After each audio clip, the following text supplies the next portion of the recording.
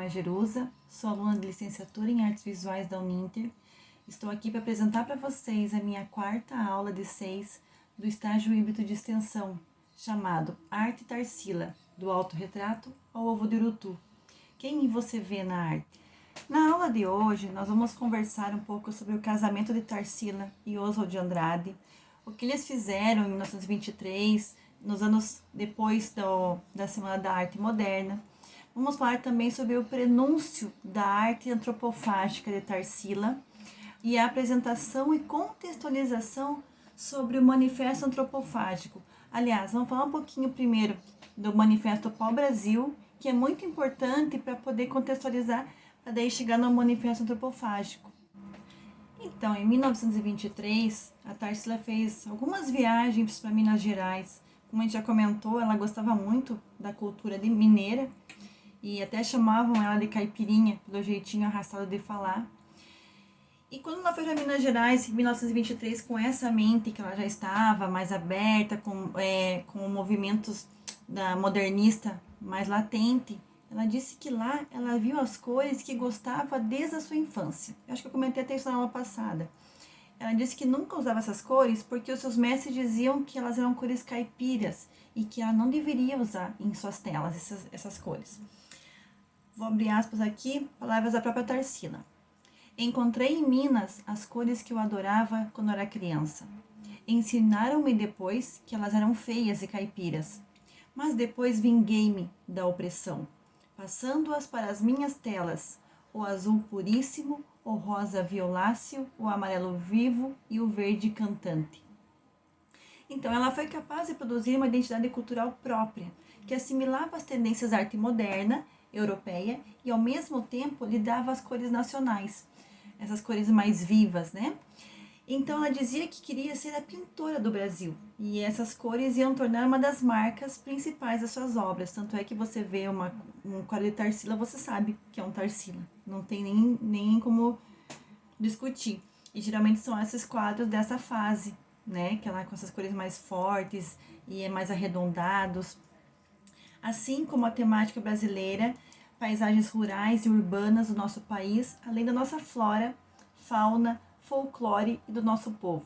Falando em folclore, inclusive, o quadro que nós vamos conversar hoje é sobre a Cuca, né? A Cuca, que é um personagem do nosso folclore nacional, e ela fez esse quadro muito legalzinho, queria conversar com vocês depois sobre ele. Além desse tema aí das cores, ela também trouxe a técnica do cubismo, que ela aprendeu em Paris. Lembram que ela estudou em Paris, que eu conversei com vocês na academia? Então, e ela aprendeu esse cubismo e ela usou nos seus trabalhos também. Esta fase de sua obra, a gente chama de fase Pau-Brasil. E temos quadros maravilhosos, como A Feira e O Pescador, entre outros quadros também. Em 1925, o Oswald lançou seu livro de poesias, intitulado Pau-Brasil, com as ilustrações de Tarsila. Aliás, abre um parênteses aqui, as obras de Tarsila foram importantíssimas para a inspiração do Oswald de Andrade. Por mais que depois o casamento não foi um casamento duradouro, mas esse tempo juntos, eles foram um casal muito importante e influente no país, em se tratando de arte. Em 1925, Oswald de Andrade lançou o livro Pau-Brasil, com as ilustrações de Tarsila. E nessa época, entre idas e vindas nas viagens para a Europa e temporada de viagens aqui no Brasil, em busca de captar cores nacionais para suas telas, em 1926, a Tarsila estreou uma exposição individual em Paris e recebeu críticas super bem favoráveis. Muitas pessoas gostaram das obras dela.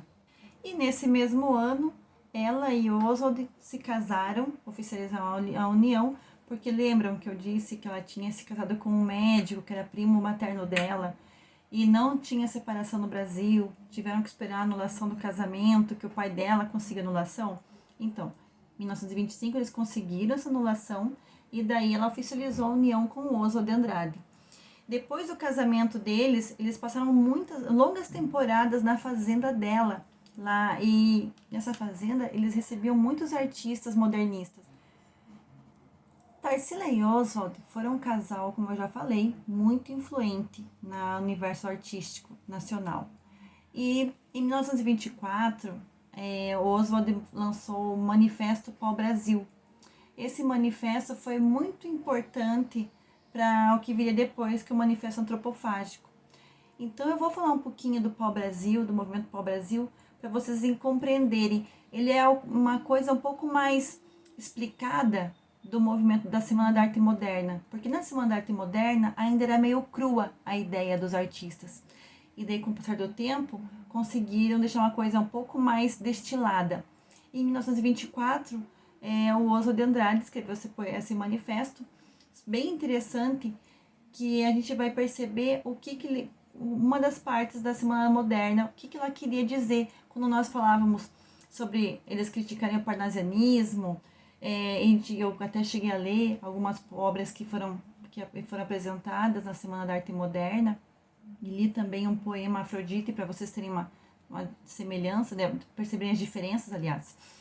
Então, o Pau-Brasil é uma explicação mais destilada do que eles queriam dizer em 1922. Para entender o movimento Pau-Brasil, nós precisamos entrar no porquê dessa escolha desse nome. Por que Pau-Brasil? Porque o Pau-Brasil foi o primeiro produto nativo, o primeiro produto brasileiro, nacional, primitivo, a ser exportado para a Europa. Então, a poesia Pau-Brasil tinha essa proposta de arte tipo exportação. Era um nacionalismo bem primitivista, que queria mergulhar nas nossas raízes coloniais e, ao mergulhar nas nossas raízes coloniais, recontar a nossa história, rever o nosso passado e produzir uma poesia mais nativista, uma poesia mais brasileira. E essa poesia primitivista, e pegar ela toda e mandar isso para fora, ou seja, é o chamado movimento centrífugo, que a gente parte do centro, de dentro, aqui do nacional, então manda para fora. Esse era um dos eixos do modernismo de 1922.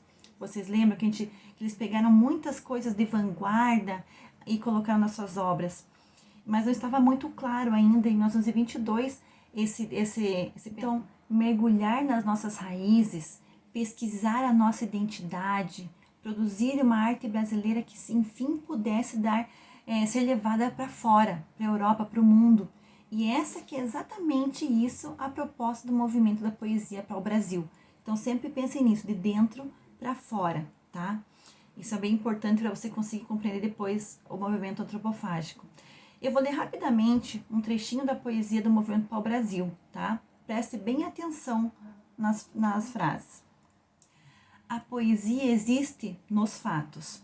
Os casebres de açafrão e de ocre nos verdes da favela, sob o azul cabralino, são fatos estéticos. O carnaval no Rio é o acontecimento religioso da raça, Pau-Brasil.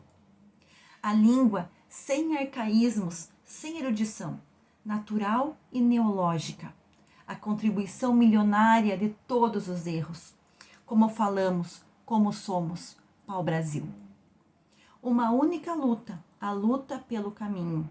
Dividamos poesia de importação e a poesia Pau-Brasil de exportação. Então, percebam que essa é a proposta, mergulhar no que é nosso, na nossa identidade cultural, mergulhar dentro da nossa miscigenação e no nosso multiculturalismo, e assim produzir uma poesia brasileira, mas que pudesse chamar a atenção do mundo.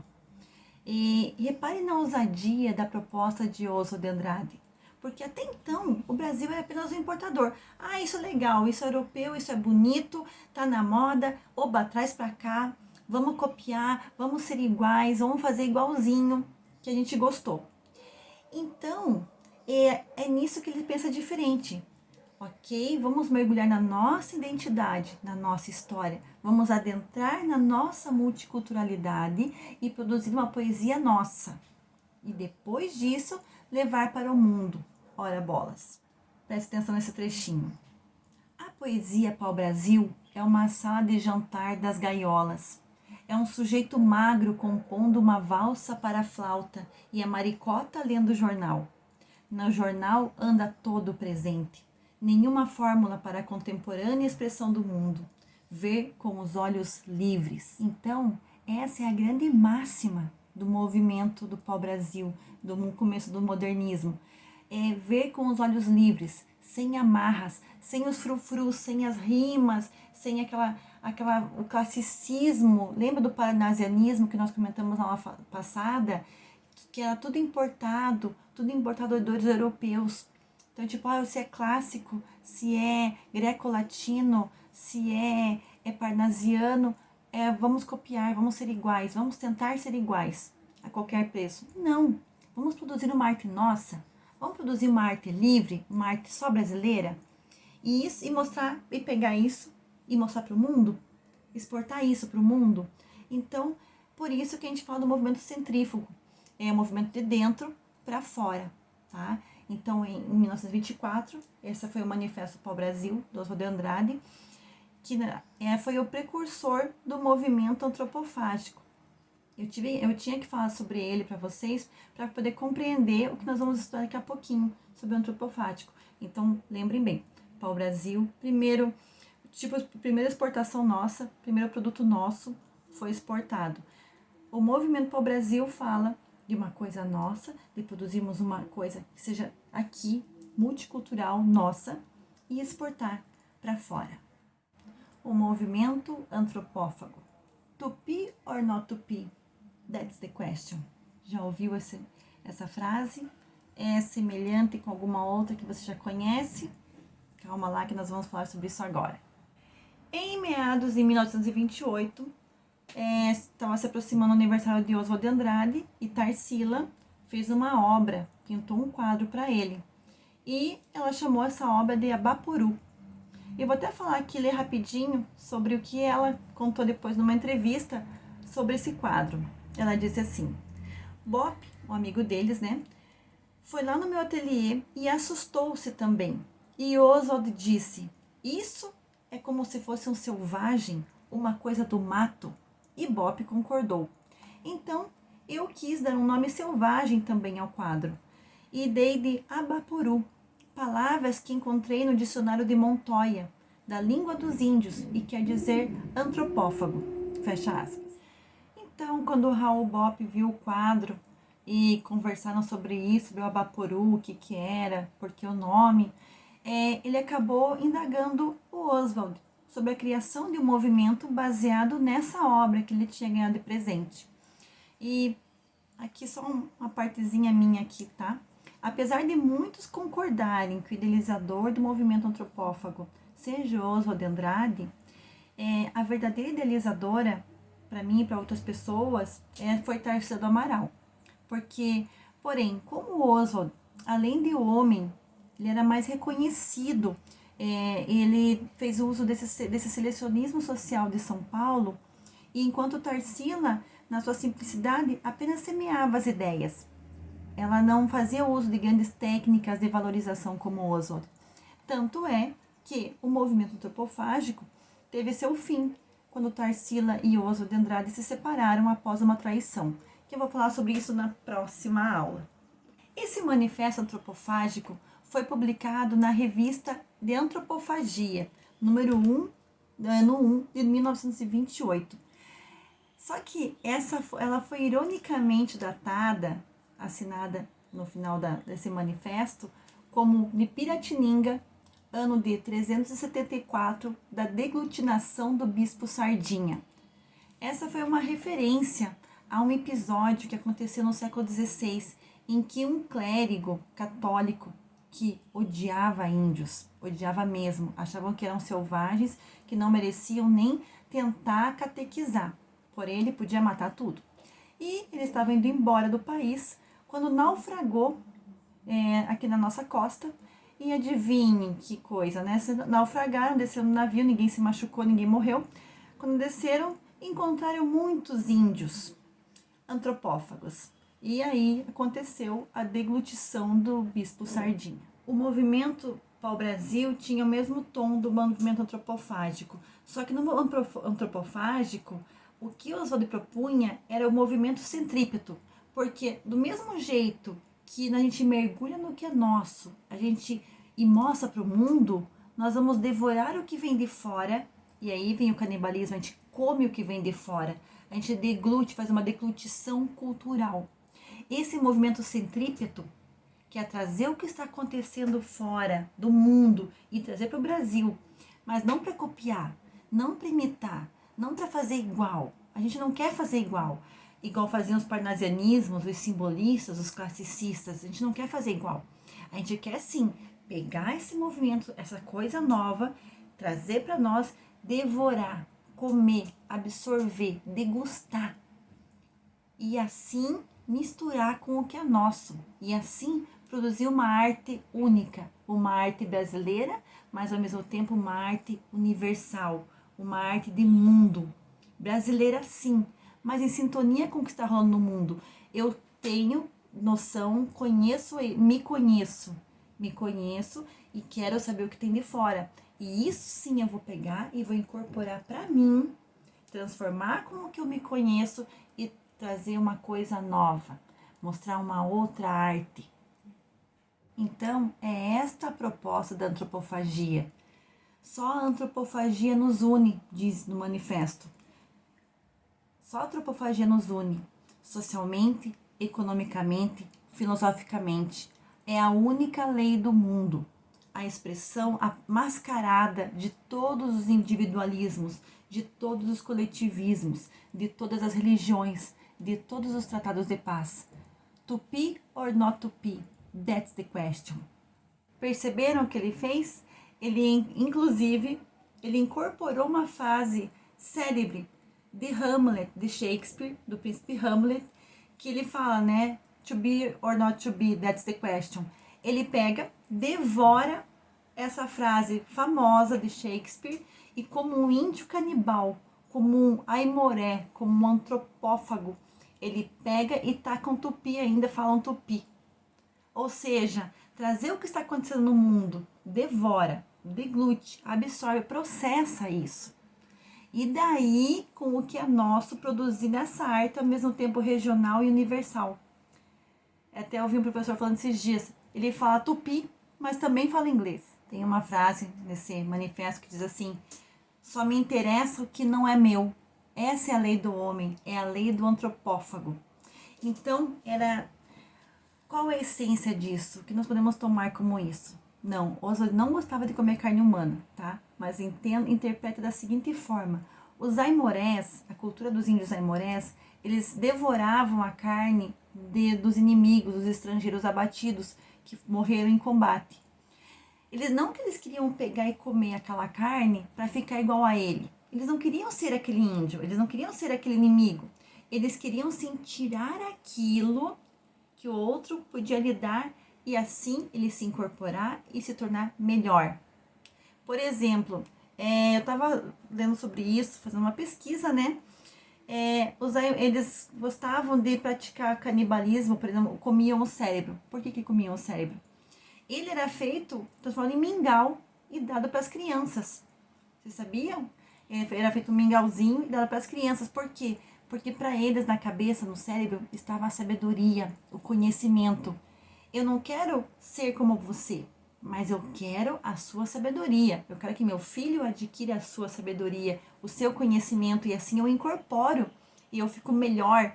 Quem joga videogame sabe que você tá ali com uma arminha, tá ali com uma roupinha, você pega e encontra outra melhor. Você incorpora, você anexa, tá com aquela ali guardadinha e coloca mais uma. Você vai incorporando, agregando coisas, agregando conhecimento, como é o caso. Esses índios, as vísceras dos estrangeiros que eles matavam, que morriam em combate, as vísceras eram servidas em uma sopa para as mulheres. Ou seja, então cada parte tinha todo um ritual, não era só comer a carne porque queria comer carne. Não era só simplesmente pelo gosto, pelo sabor. Era por toda a cerimônia que estava acontecendo naquele momento. As vísceras, então, eram servidas para as mulheres, porque ali estava para eles, na ideia deles, ali estava a fertilidade. Então, e a carne, então as vísceras para as mulheres era importante para a fertilidade delas. E a carne era consumida pelos homens, assada pelo canibal antropófago, porque na carne é que está a força. Então os homens precisavam da força. E um estrangeiro, um inimigo abatido que era muito forte, para eles era até Era importante absorver aquela força, incorporar aquela força neles. Não que eles quisessem ser aquilo. Eles queriam ser eles, mas incorporados com a força desse inimigo abatido. Então, na antropofagia, que a gente pode até deixar diferente o canibalismo pelo prazer e a antropofagia para ser esse aperfeiçoamento. Comer o inimigo, o estrangeiro, para se aperfeiçoar, tá? Eu estava até pensando sobre isso, que a carne, o cérebro era para as crianças, as vísceras para as mulheres e os homens assavam a carne, né? Talvez seja daí que a gente faça o churrasquinho e os homens estão sempre naquela rodinha comendo a carne.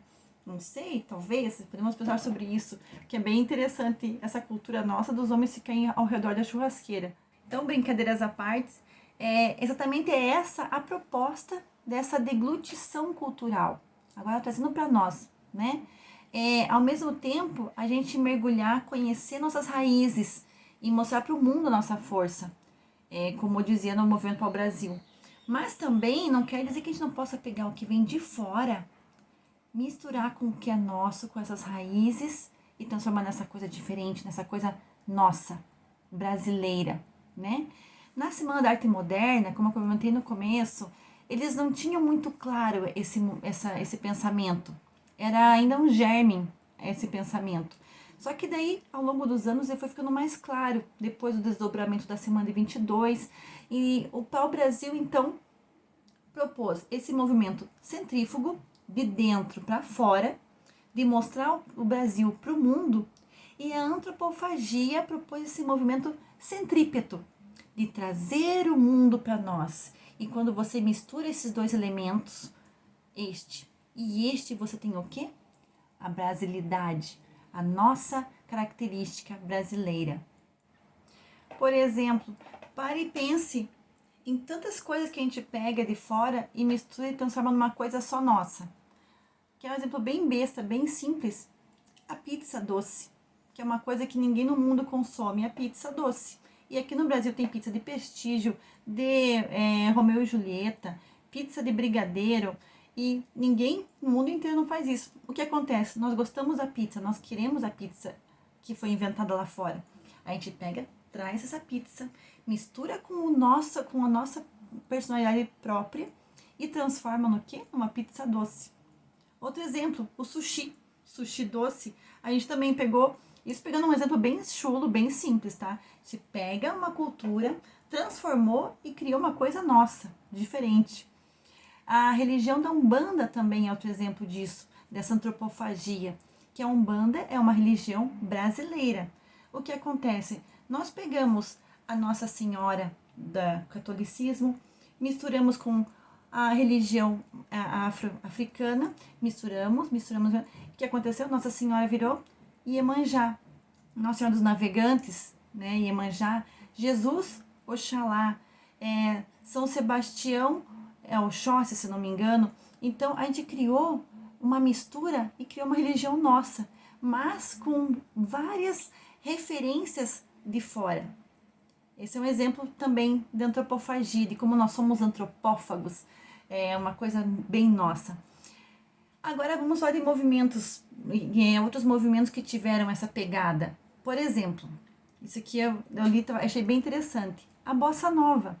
A Bossa Nova nada mais do que a gente deglutindo o jazz, misturando com o nosso samba, e essa pegada antropofágica produziu o quê? Esse samba jazz, a Bossa Nova, uma música nossa, brasileira. Outro movimento muito interessante que eu posso citar aqui, que aliás é um dos meus movimentos favoritos, é a Tropicália. E a Tropicália é o quê? Ela devorou as guitarras dos Beatles e dos Rolling Stones, foi o início da guitarra elétrica, misturou com a sanfona do Luiz Gonzaga, o violão bossa novista de João Gilberto e criou a Tropicália, que é essa coisa maravilhosa, riquíssima. Nas minhas pesquisas por aí, para criar essa aula, eu vi outro exemplo bem interessante, que é do Mangue Beat. O Mangue Beat, para quem lembra do Chico Science, da Nação Zumbi, era um movimento que eu posso me referir também como que ele devorou. O que ele comeu? O que o Chico Science comeu? Ele comeu os grooves, os scratches das músicas eletrônicas, devorou as guitarras distorcidas do rock, mas misturou com o quê? Ele pegou, comeu tudo isso, misturou com o nosso maracatu rural, com o maracatu do barco virado e produziu assim uma arte brasileira e ao mesmo tempo universal, uma arte do mundo, mas sem perder a nossa característica brasileira, nossa brasilidade. Então, a principal herança deixada pelos modernistas nessa primeira fase, sobretudo Tarsila e Oswald, para a construção da nossa sociedade, é esse espírito antropófago.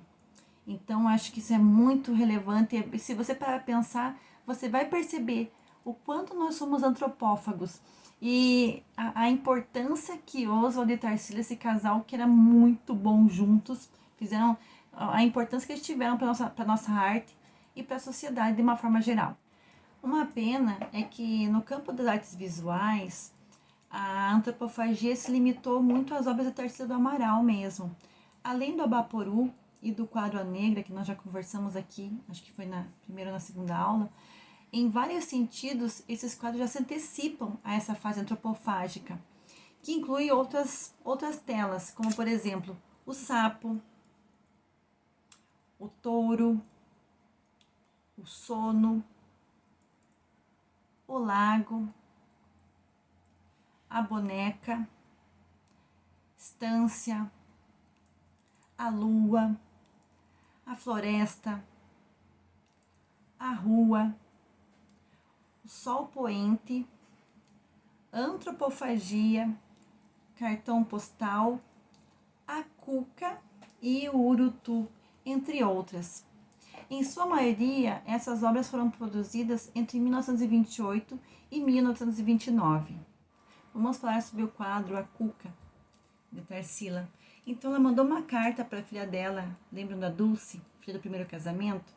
Mandou uma carta em fevereiro de 1924 e ela escreveu assim, abre aspas, estou fazendo uns bichos bem brasileiros que têm sido muito apreciados. Agora eu fiz um que se intitula A Cuca. É um bicho esquisito no mato com um sapo, um tatu e um outro bicho inventado. Fecha aspas. E essa tela foi adquirida pelo Fonds National d'Art Contemporaine na França em 1926 e posteriormente ela foi depositada no Musée de Grenoble em 1928. Nessa obra a gente pode observar que tem além da cuca, né, esse bicho amarelo ali com esses dentes pronunciados, a gente vê o sapo que ela cita na carta, inclusive, tem uma centopeia ali, parece uma centopeia esse bicho inventado, tem ali atrás um pássaro, parece um tucano até, tem umas plantas diferentes e um riachinho ou um lago, não sei direito. Mas esse quadro é bem interessante, eu gosto muito das cores que ela usa, gosto dos animais, do tipo que ela interpretou esses personagens, esses animais. E é sobre ela que nós vamos fazer uma releitura de obra hoje. E assim, você não precisa fazer com os mesmos elementos, você faz do jeito que você achar interessante e que você vai gostar de fazer. Como seria a sua cuca? Como você faria a sua obra de arte da cuca? Tá? Quais animais você colocaria? Você iria inventar algum bicho? Como a gente está com o tempo meio apertado hoje, eu vou fazer o meu desenho aqui rapidinho e daí eu já mostro para vocês pronto, tá bom? Já tô aqui com o meu papel canson. Hoje eu vou usar, além da minha canetinha que eu gosto, vou usar lápis de cor também. Então, vou fazer um desenho colorido, porque acho que esse desenho da cuca, essa releitura, merece cores, né? Então, até daqui a pouquinho que eu já vou mostrar meu desenho para vocês.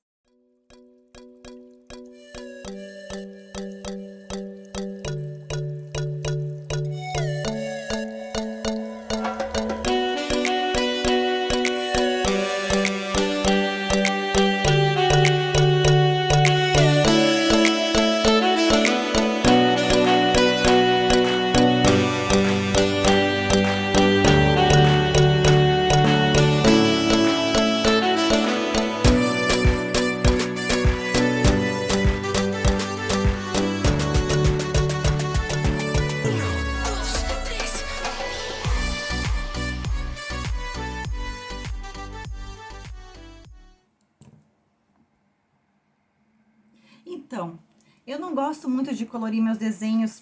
Eu sempre fui aquela pessoa que na escola adorava desenhar para os coleguinhas, tá? Eu desenhava tudo que pediam. Dragon Ball, algum desenho, algum personagem do Mortal Kombat, coisas assim, eu desenhava para meus amigos. E eles que coloriam, porque colorir não é o meu forte, tá? Mas como é Tarsila do Amaral, nós estamos falando de cores, estamos falando de formas orgânicas, eu não posso deixar de fazer o meu desse jeito também. Deixa eu ver se consegue mostrar bem ali pra vocês. Podem perceber que eu coloquei os personagens aqui, coloquei a minha cuca, tá? O meu sapo, que eu gosto de azul, então ficou meu sapo azul. Esse tucaninho que parece um pouco, lembra um pouco daquele outro animal que tem lá no fundo, preto e branco, do desenho da Tarsila. Fiz também a minha lagartinha, tá? Fiz a minha forma de interpretar as minhas plantas, que elas não existem, obviamente, mas eu fiz uma forma, fiz desse jeito. Eu espero de vocês a mesma coisa. Façam uma releitura. Como que vocês preferem, como que vocês querem expressar as cores. Usa lápis de cor, usa a cor, porque é legal. Eu gostaria muito que vocês pudessem fazer essa releitura utilizando as cores. Que até então a gente não usou ainda, né? A gente não era um quesito para fazer essa atividade. Mas eu gostaria que vocês fizessem daí essa releitura do quadro A Cuca e me mandassem por e-mail, tá? Fotografem, mandem por e-mail, por favor. Não esqueçam de dar o like aqui embaixo também. Colocar o nomezinho de vocês pra provar que falar aqui, joinha, assistir a aula. E é isso, já tô já passei do tempo, faz muito tempo. Então, aula que vem nós vamos conversar de novo daí sobre a famosa obra O Abapuru. Então, quem quiser já dar uma pensadinha, dar uma pesquisada a respeito, vamos falar sobre o Abapuru na próxima aula, tá bom? Obrigada, desculpa a demora e beijo, beijo, beijo. Até a próxima aula.